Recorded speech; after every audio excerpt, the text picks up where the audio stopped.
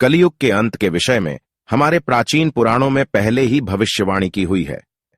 कलयुग के अंत के विषय में हमारे प्राचीन पुराणों में पहले ही भविष्यवाणी की हुई है। कलयुग का प्रभाव कैसा होगा, कलयुग में मनुष्य का व्यवहार कैसा होगा, कलयुग की भविष्यवाणी की गई है। भगवान श्री कृष्ण ने कलयुग की भयावहता का वर्णन गरुड़ जी के सामने किया है, जिसके बारे में प्राचीन गरुड़ पुराण में बताया गया है। तो चलिए जान लेते हैं के बारे में की गई प्राचीन भविष्यवाणियां। कलयुग का अंत धरा था कि कलयुग में मनुष्य का मन अत्यधिक कठोर हो आरंभ होगा, अर्थात फिर से सत्य युग का आरंभ होता है। सबसे पहले सत्ययुग, उसके बाद 3137 साल पहले महाभारत का युद्ध हुआ और कलयुग का आरंभ इस युद्ध के 35 वर्ष के पश्चात हुआ, अर्थात भगवान श्री कृष्ण के अपने धाम जाने के बाद हुआ।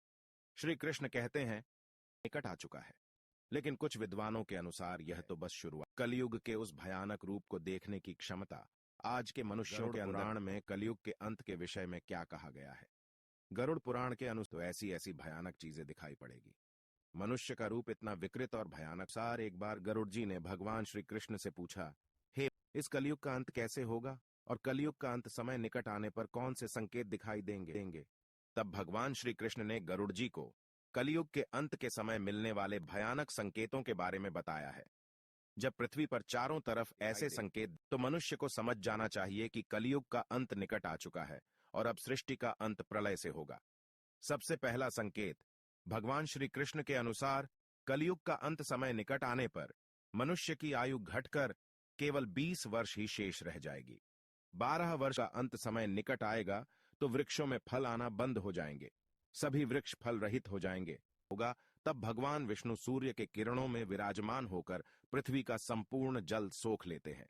आकाश में चारों तरफ 7 सूर्य दिखाई देंगे। इन सभी सूर्यों के प्रभाव से संपूर्ण सृष्टि जलकर खाक हो जाएगी। तत्पश्चात रुद्र रूपी भगवान विष्णु संपूर्ण संसार को दग्ध करके अपने श्वास से मेघों को उत्पन्न करेंगे और ये मेघ भय हुए अगले 100 वर्षों तक आकाश से जल की वर्षा अग्नि को शांत कर देंगे। अग्नि शांत होने पर वे मेघ संपूर्ण जगत को जल में डुबो देते हैं और इस प्रकार से कलयुग का अंत हो जाता है और फिर परमात्मा अपनी इच्छा मात्र से पुनः सृष्टि में जीव की उत्पत्ति करते हैं। तो दोस्तों, इस प्रकार से गरुड़ के अंत का वर्णन किया गया है। उम्मीद है आपको यह जानकारी अच्छी लगी होगी। वीडियो को लाइक जरूर करें, साथ ही चैनल को सब्सक्राइब करना ना